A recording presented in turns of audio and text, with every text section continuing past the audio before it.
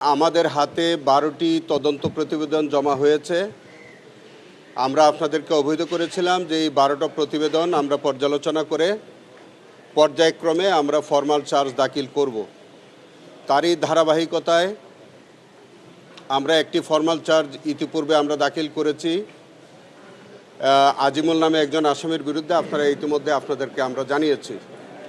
আজকে আমরা 2টি ফরমাল চার্জ আমরা ট্রাইব্যুনাল 2-তে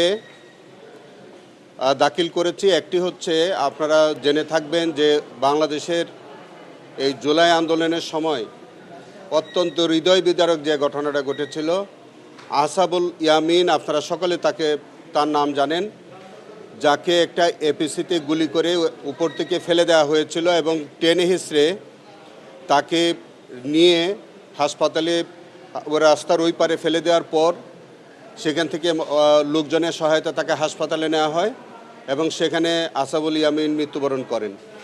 এই হৃদয় বিদারক দৃশ্যটি সারা পৃথিবীতে তখন বিবেকে নাড়া দিয়েছিল এবং তার পরিপ্রেক্ষিতে সারা বাংলাদেশের মানুষ তৎকালীন ফ্যাসিস্ট সরকারের বিরুদ্ধে আন্দোলনে নেমে পড়ে এবং দলমত নির্বিশেষে তখন কিন্তু ওই আন্দোলনের ছাত্র জনতার সাথে তারা সকলে শরিক হয়েছিল এবং সেই ঘটনার পরে ইন্টারনেট বন্ধ হয় এবং এই ঘটনার পরিপ্রেক্ষিতে আজকে আমরা ফরমাল চার্জ দিয়েছি।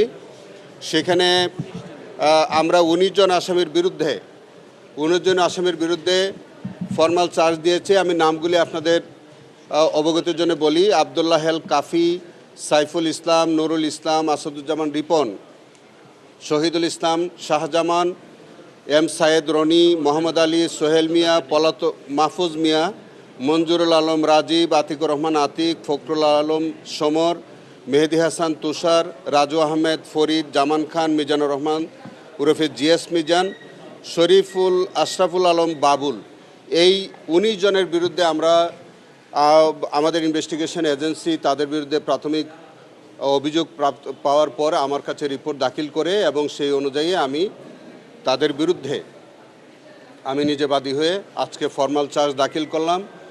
মাননীয় ট্রাইব্যুনাল এই ভিডিও ফুটেজটি তারা দেখেছেন এবং অত্যন্ত আবেগ আপ্লুত হয়ে তারা এই ভিডিও ফুটেজটি দেখেছেন এবং এই আসামিদের বিরুদ্ধে ট্রাইব্যুনাল অভিযোগ আমলে নিয়েছেন এবং আমাদের প্রেয়ার অনুযায়ী যারা ইতিমধ্যে গ্রেফতার আছে তাদেরকে এই মামলায় সনেরেস্ট করেছেন, যারা পলাতক আছে তাদের বিরুদ্ধে গ্রেফতারি পরোয়ানা দিয়েছেন এবং আগামী 25/8/26 তারিখে এটি পরবর্তী এই প্রতিবেদন এক্সিকিউশন রিপোর্টের জন্য দিন ধার্য করেছেন।